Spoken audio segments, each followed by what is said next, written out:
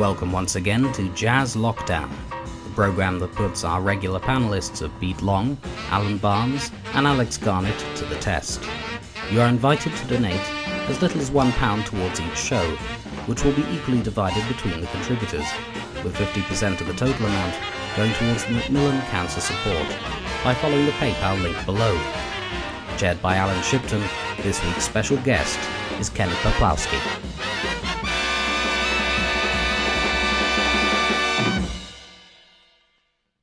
Well, welcome everybody to the third edition of Jazz Lockdown. This is a very special edition for us because we have our first experiment at a transatlantic guest joining us from New York, Ken Peplowski.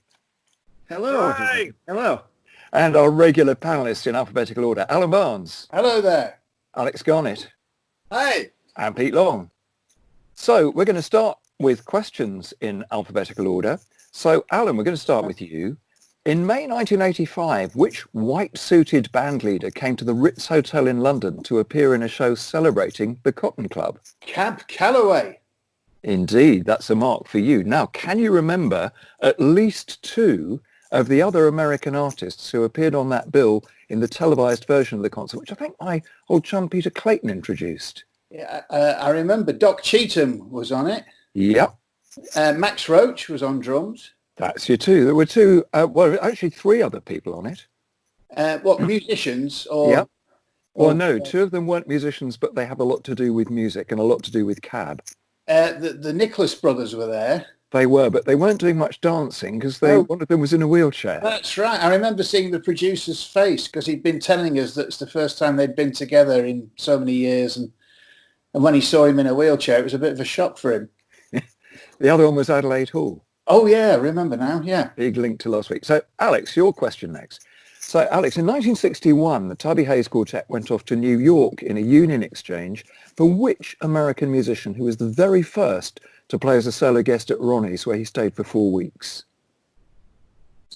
Tubbs played with an American musician, you're saying? The first American guest to play at Ronnie's. Oh, Sue Sims. Yep, absolutely right. And in 1965... Excuse me, I've got a cough here. Oh, Christ. Hold on, where's my... Yeah, infectious. Where's my mask? Yeah. In 1965, Ronnie and Pete opened the Frith Street premises, but in 68, it was greatly enlarged by acquiring the building next door, and it began to be able to seat 250 people. Which American big band opened the expanded club in 1968? I think that was Buddy Rich. Yep, it was indeed. Good. Well, full house so far. Ken, let's see how you do. Uh-oh. So, Ken, I first of all congratulate you for being nominated as a finalist in the 2020 Jazz Journalists Association Awards, Clarinetist of the Year. I did. This is actually the first I'm hearing of this, but thank you very much. I'm assuming I will be, look at Ellen Barnes laughing already, because we all know there's always the same winner every year. So I'm in the category always a bridesmaid on that one. That's my official category. But I appreciate the kind gesture and the thoughts. That's what we're supposed to say, right? Indeed. Well, moving from being bitterly off camera later. Moving from clarinet to another instrument, at the Brecon Jazz Festival in 1998, you appeared in a band called Tenor Gladness. Who were the other two tenor players? I'm going to guess that it was probably Scott Hamilton and Spike Robinson. One of them's right, but the other one was Harry Allen. Would it be? Well, see, it could have been either Spike or Scott because... Oh, no, it's definitely Scott. Scott was there. Oh, Scott and Harry. Okay. Yeah. We just did it. We have a new record coming out, incidentally, on the Venus label that the three of us did. Well, I'll look out for that. Yes, we'll all look out for it in these sad times. When I get out again. No. Is it coming out on cylinder? Yes. That's what all the kids like now. Seeing that array of material behind you, Ken, this next question is especially for you. So that same year, 98, an article appeared in the journal Organisation Science, co-written by you and Frank J. Barrett, exploring the structure of which jazz standard?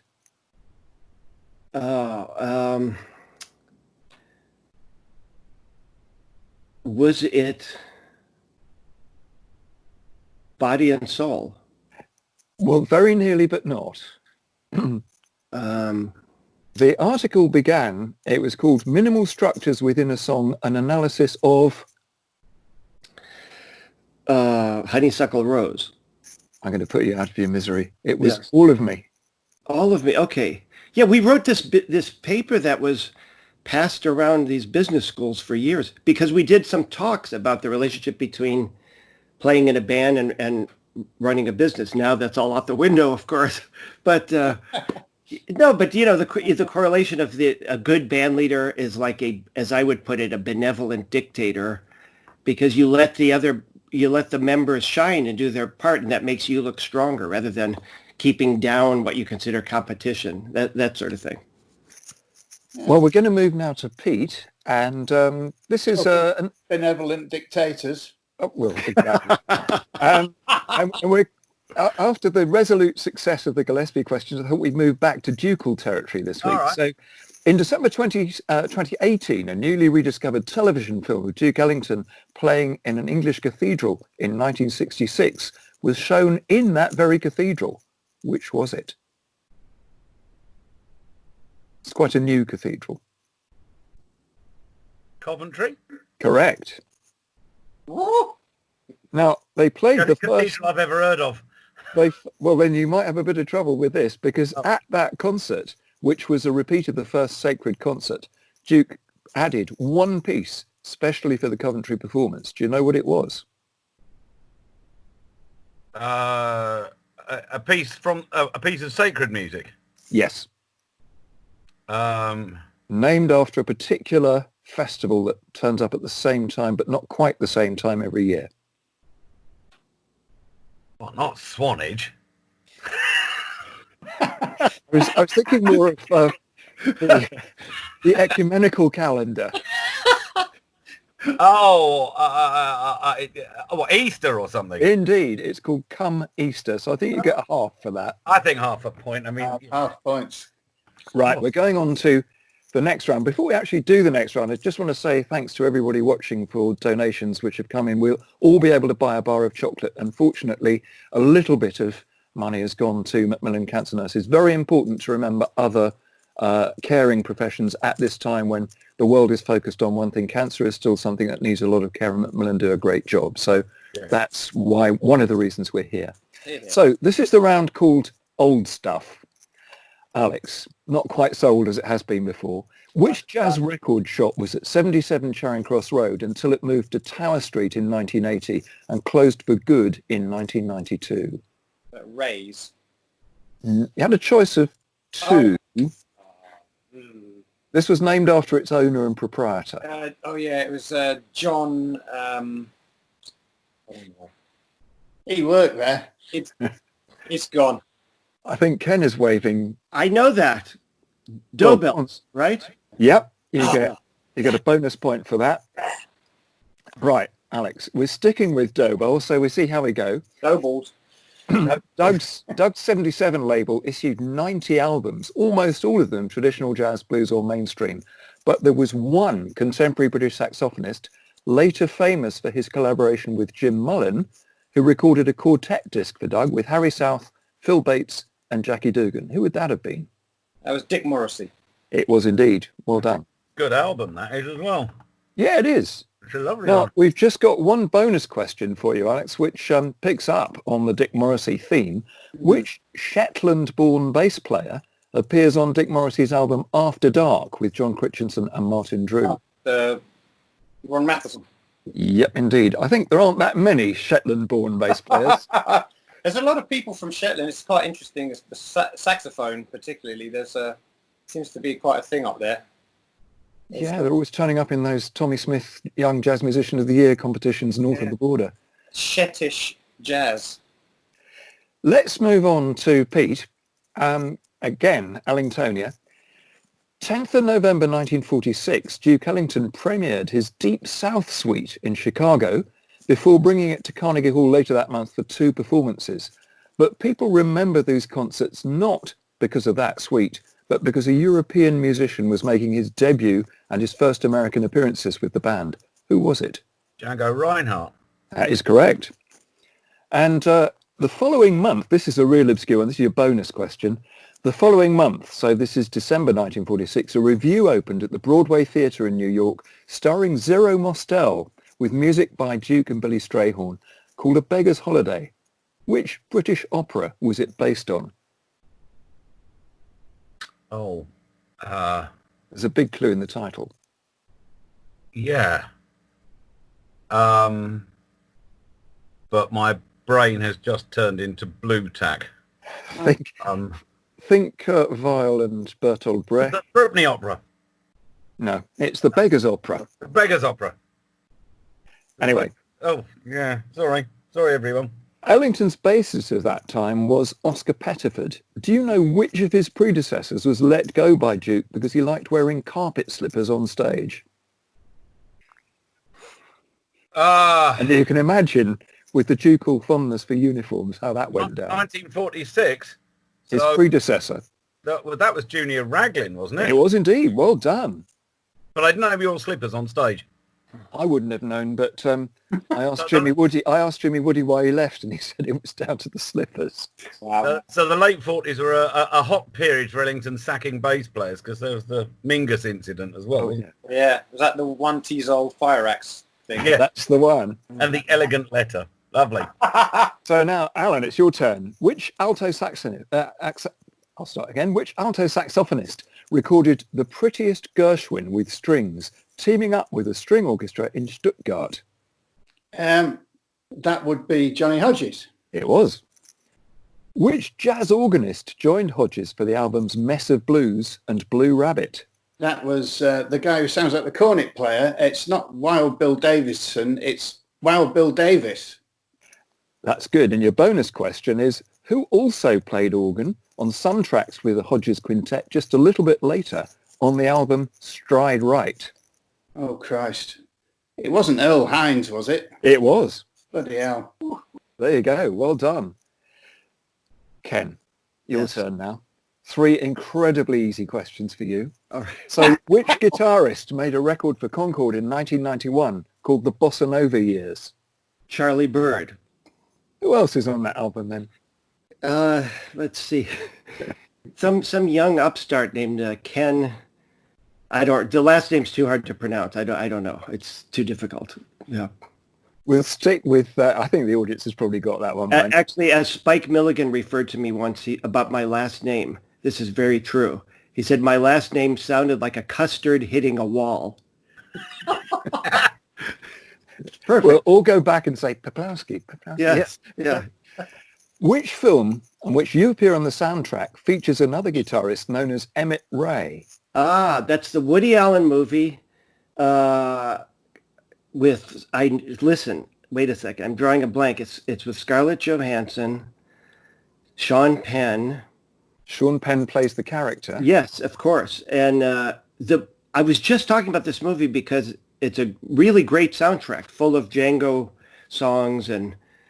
Well, you see Emmett Ray sitting in a moon. Yeah, but you're giving me a clue. Not really.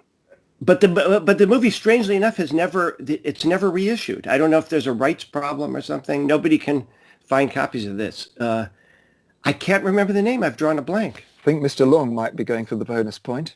Is it Sweet and Lowdown? It is. Yes. A very, very, very funny film. Yeah. And thinking of that film, your bonus, Ken, which pianist who celebrated his 93rd birthday in March also appears not only on that soundtrack, but several albums with you? Well, gentlemen, I talk to just about every day, actually. Dick Hyman. Yeah. Great man. We had a very good catch-up session in New York in October when he was a guest on the Louis Armstrong Foundation Day. And it was just great to see him. Yeah. Well, you caught his last appearance in New York because after that, he officially has stopped traveling. He lives in Florida. He's very well. He just doesn't want to deal with the traveling anymore, but he still can play like Art Tatum, and he's brilliant, you know. It was just absolutely amazing seeing him in October. Yeah. So we're now on to the round called New Stuff, and we're going to start with Pete. So which British bandleader and boogie pianist who, according to his own website, is the most popular in the United Kingdom, appeared on the cover of Railway Modeller magazine last year? That would be Julian Michael Holland of Deptford. That will be the one. And which Cuban... Alex is enjoying this one.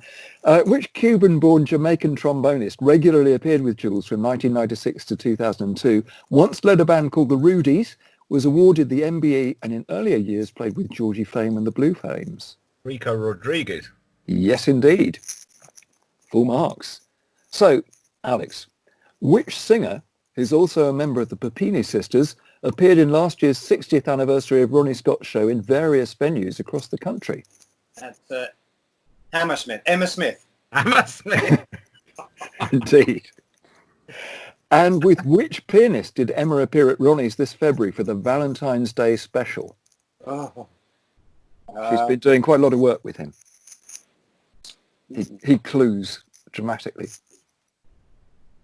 God, you know what? Oh, was it piano player? Oh, man. No, I want to blank. Hang on a minute. Dave Newsom? Nope. Anybody else want to have a crack? Is it Jamie Sophia? It is. Well done. Bonus point.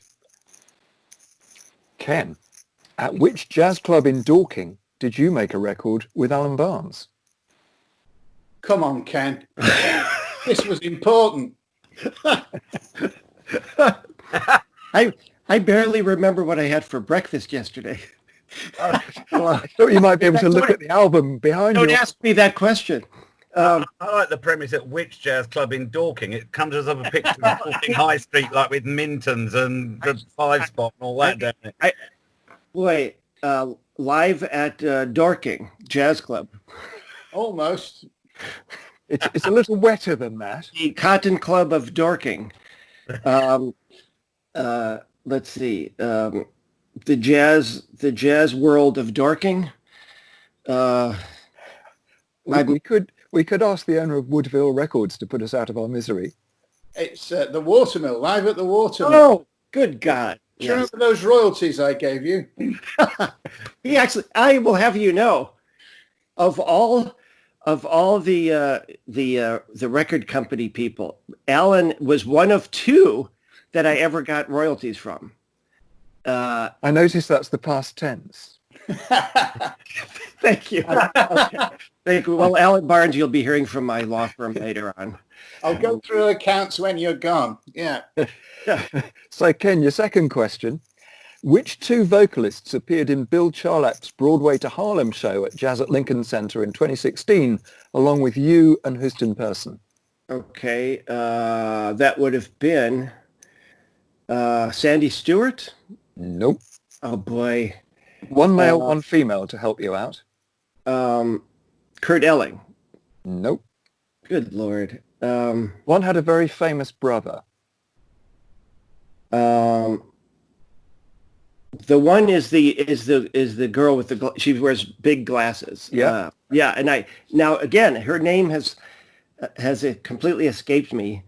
Look at Alan Barnes enjoying this. You know the worst questions you could ask are about myself. I don't listen to my records. Alan's thinking neither do we. But hey, stop! I don't. Leave my lines on the screen. Let me think. Let me go back to the male singer now. Famous brother. Famous brother. Same last name. Used to sing a song called "I'm Not My Brother, I'm Me." Oh, Freddie Cole, of course. Yes. I think you get half a point for that. Why, thank you for your pity. Appreciate it. Well, no, because the answer's twofold. You've got to get two. Yeah, and so the other one with the big glasses. I could tell you exactly what she looks like. And she's very popular now, and she's a great singer too. And she toured a lot with Aaron Deal, and I know. I've just drawn a blank. I'm sorry. Cecile McLaurin-Salmon. Yeah. God darn it. Yeah. Anyway, right. Now then, Alan, which bassist has to be an expert in escapology? Simon Thorpe. Correct. Are you going to explain why? Because that's got everybody looking mystified. Dave Newton's alternative professions page on his website, and Simon is a Victorian escapologist. That will do. So after fishy stories and remembering the fallen, who's currently exploring a swamp? Well, is it exploring a swamp? Right. Well, fishy stories is the fish tales. Yeah. And the fallen is the Requiem. Josie Moon. Josie Moon, indeed. She's writing a series of poems by characters trapped in a swamp. Splendid. Thought you'd like to know that. Any Muddy Waters tunes there? We now get to the point in this show, he says, jumping on quickly from Muddy Waters, to Ken's special round. Now, at the moment, Art Freeman got 7 points in his round, and that's what you've got to beat. Bruce Adams got 6.5, so you've got to try and beat 7. All so right. here we go. Which trombonist, born Mooney Zudikoff, led the Tommy Dorsey Orchestra from 1977 until 3 days before his death in December 2010? Buddy Morrow. Correct. Which alto and tenor saxophonist, long after his short stint in 1960 with Miles Davis, including a bootleg recording made in Manchester, then briefly joined Louis Jordan, where at the same time the Jordan band included veteran guitarist Teddy Bunn, and this particular saxophonist was billed as handsome, and he finished the act by doing the splits at the front of the stage with Louis Jordan. Miles Davis, there was Davy Schildkraut, but it's probably not him. Nope. No. Followed Coltrane, came to Europe, and then Not left Jackie the band. McLean, not, let me think about this. I think you knew him quite well. Alto saxophonist. And tenor. And tenor. It wouldn't be Red Holloway, would it? No. No. Just think about who Sonny was called- Stitt. Sonny Stitt, handsome Yeah. Sonny Stitt, who Yeah. finished the act by doing the splits. I had no idea about that. Yeah. Whose clarinet solos were you running through with the big band in 1984 when the man himself arrived in the room? Benny Goodman. Yeah. I thought you might know that one. Yes. And which saxophonist now connected with the Jazz Museum in Harlem ran that rehearsal band? Lauren Schoenberg. Which other member of the rehearsal band survived to join Goodman's 1984 big band? Which other saxophonist from that band? Which other musician from that rehearsal band actually made it through to join the Goodman? Well, Jack Stuckey. Correct. Actually, though, there were a few. Danny Bank also, but Jack Stuckey lasted all the way till the end. That's what I meant. Yeah. Which trumpeter in that band later worked with you in the New York All-Stars and has an academic interest in what he calls metatonality? Randy Sankey. Yep. And which saxophonist, best known for jazz rock, did Randy have a band with at university? Michael Brecker. Yeah, well done. Thank you.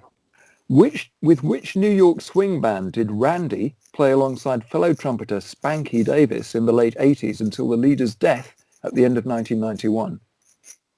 Buck Clayton. Alex, Buck Clayton is correct. What's wrong with Randy and Spanky? Actually, Nothing. It's just been a long time. Actually, can I tell a story very quickly? The clarinetist Walt Levinsky had a band with 3 trumpet players, Warren Vichet, Spanky Davis, and Randy Sankey, and someone very quickly dubbed it Spanky, Sankey, and Cranky. Splendido. Which great 7-string jazz guitarist died at the beginning of April and made an album of Italian music with you? Bucky Pizzarelli. Now, this is the really obscure bonus question with which you would finish with a clean sweep in this round. Which British-born sound engineer who trained at EMI recording Cliff Richard, Malcolm Addy. Malcolm Addy, you got it straight away. You're going to say a bit about Malcolm Addy, New York's biggest collector of Marmite? I love Malcolm Addy. He would appreciate this himself. He's a crotchety, old school engineer who brooks no talking in the booth while he's working, takes his job very seriously, and is one of the great engineers, and is very old school in that he loves to record bands all together in the room and just capture them as if it's a band playing together. And he's fantastic to work with. Yeah, he is. He's a great guy. And when I was over there making some BBC programs, he took us to see his collection of AK-47s. Yeah, of course. And Marmite. Yeah. And well, we had to take the Marmite for him, smuggle it through US Customs. That was worse, though. Buck Clayton used to ask me to bring in baby bio for his garden, which is an illegal product, I think, in North America. I don't know what it does to the plants, but you're certainly not certain. Any American customs people watching? Don't worry, we'll be injecting that in another week. Along with the torches and... yes. Right. So now, every time we have a picture around, we've just got 3 pictures today. Okay. And the pictures today are jazz toupees. Oh. So what I want you to know is, who is the toupee wearer here? Oh. And his wife, the singer, is just over his shoulder.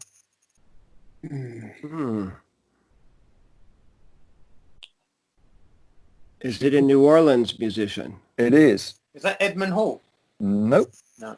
His wife is called Blue Lou.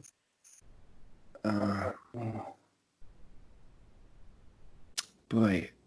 Yeah, I recognise him. I can't. Banjo and guitar player. Danny Barker. Okay. Danny Barker. Well done. Now, forgive my appearance in the next photograph, but it's the only one I had of him. This man was wearing a genuine fur bow tie and a terrible toupee. Oh, Benny Waters? No, it's the inventor of the slide saxophone. Not Slide Hampton, no. Nope. Is that Joe Rushing? No, better known as a trombonist, but not Slide Hampton. Huh. Played in the Armstrong Big Band. Al Gray? Nope. No. It's not young, is it? No. Used to live in Harlem, played a lot at the West End Cafe in the old days, Ken. I thought you might. Yeah. With the toupee, usually. Let me think. Double as a plunger mute. Did he play with Armstrong in the 60s? No, in the 30s. In the 30s? Alongside Jimmy Archie and George Washington. Not Trummy Young? No, prior to Trummy Young. And the other person in the picture is not wearing a toupee. I just had his hair in those days. Okay, well, we know it's not Kid Ory because he didn't live that long. I'm going to put him down because my hands are shaking. Yeah. I'm going to put you out of your misery. It's Snub Mosley. Oh, boy. Wow. Right. This one, the clarinetist. Who is he? With the best Arthur Ashe afro in the business. Oh, Herb Hall. Oh, well done.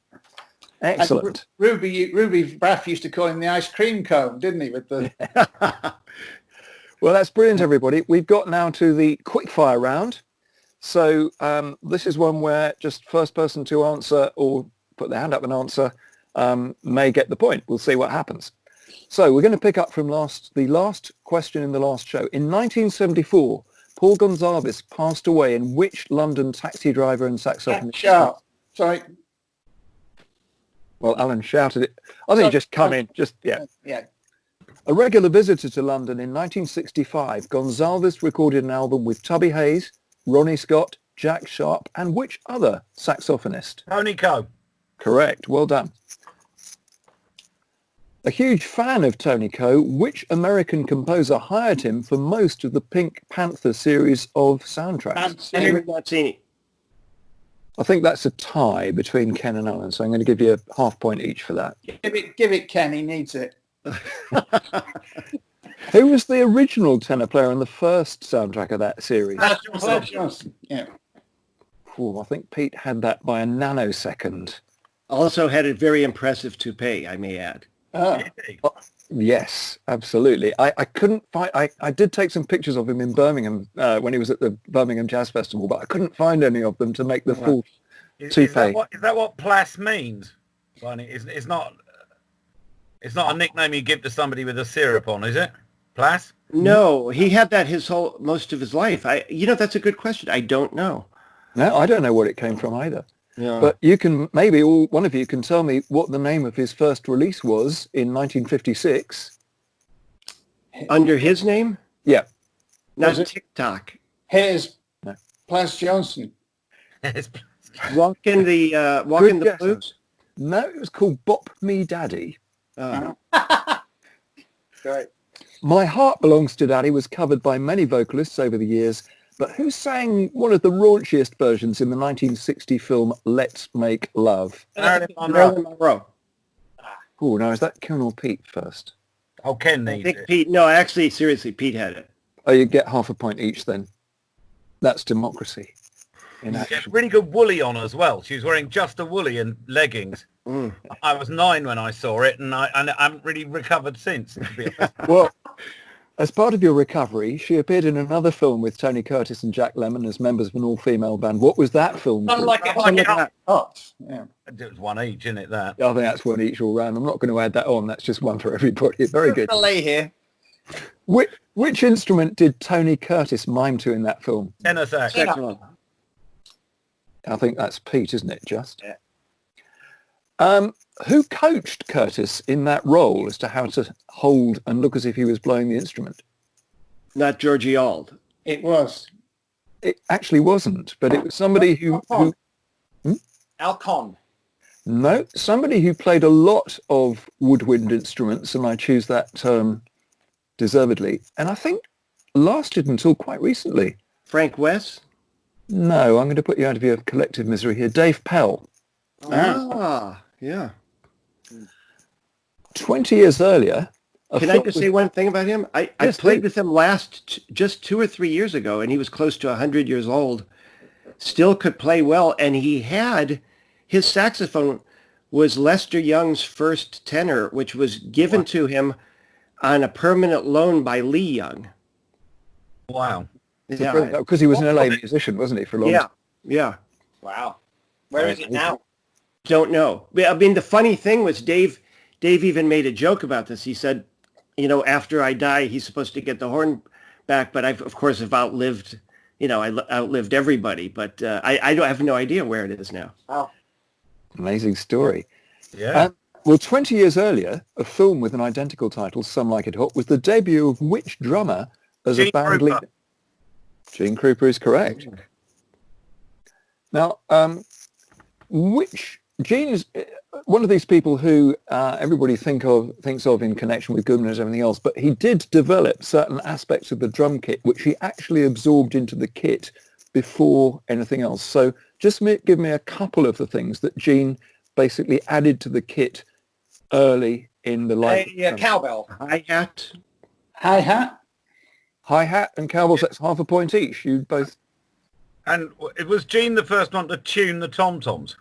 Yeah, and having double-sided tom-toms. I thought that the hi-hat was invented by Papa Joe Jones, actually. Well, the hi-hat started as the sock cymbal. It was the low boy originally. Yeah, but then it came up, and I think that you'll find Gene using it before Papa Joe. Really? Ooh. I will double check the Grove article on the drum kit when I finish this. Isn't he also the Alan's nodded off. to record on ride cymbal? Gene Krupa. Yeah. Isn't it? It's Red Nichols' version of China Boy, isn't it? 1931 or something. Was it the China ride? And I had that ride cymbal down here as one of the other potential What things. about brushes? Was he not one of the first to use those? Well, it's an interesting conversation I had with Harry Dial about that, who said that he was using brushes in the studio on the full kit before Gene, and that Gene saw him do that and then began using it with the Goodman Quartet. Oh, But interesting. then Harry Dial would want everybody to think he did everything first. But now, in whose trio with Teddy Wilson on piano was Krupa a member in the 1930s? Benny Goodman. Yeah. Oh. So Teddy Wilson was also in that trio, and he appeared on the Newport Jazz Festival in 1956. Who was the drummer in that trio, who apparently then went to the side of the stage during the Ellington set and egged them on by Joe Jones. Yeah. yeah, Joe Jones. Right, that's an equal share between Pete and Alan. Papa Joe wasn't particularly noted as a composer. Which tune did he co-write with Sweet Edison for the Basie Band? It sounds like a department store. Oh. Think of initials. M&S.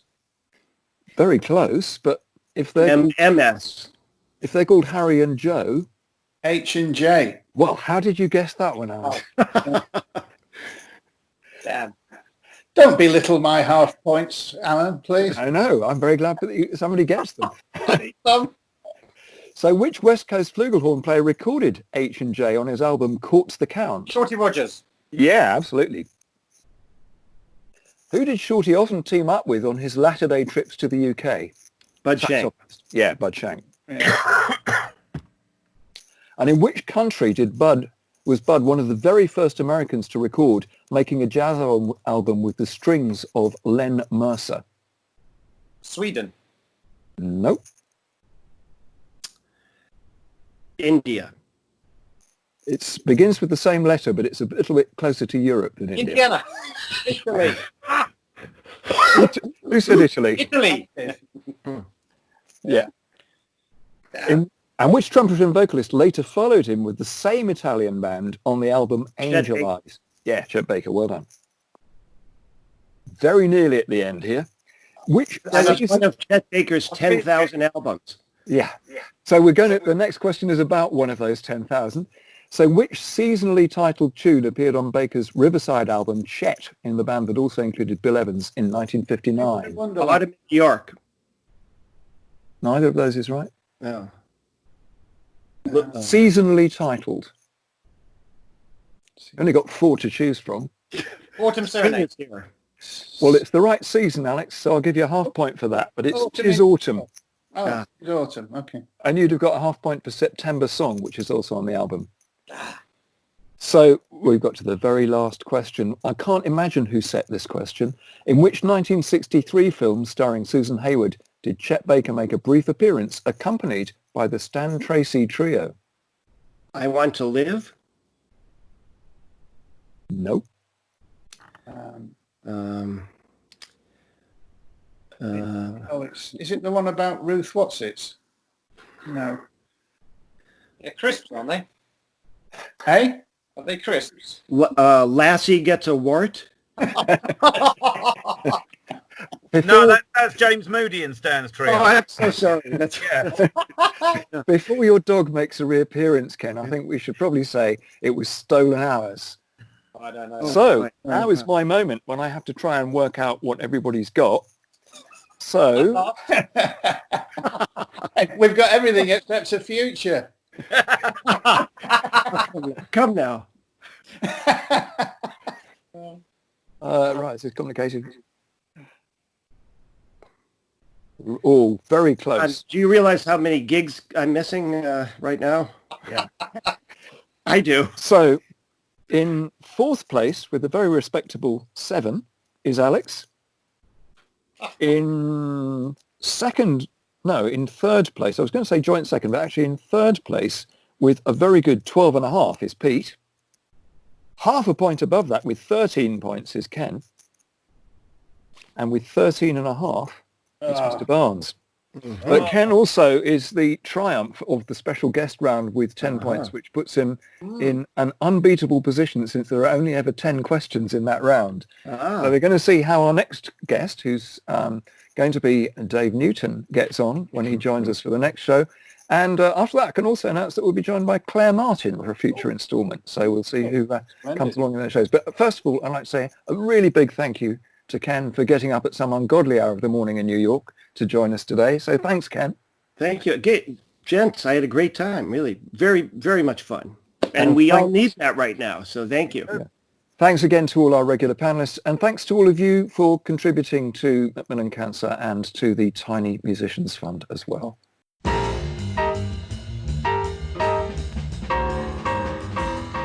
That was Jazz Lockdown, a series of 6 programs devised by Clark Tracy and presented by Alyn Shipton, with Pete Long, Alan Barnes and Alex Garnett, with special guest Ken Peplowski.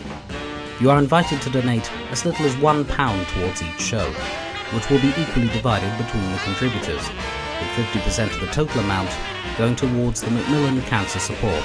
Thanks for listening, and we look forward to your company next time.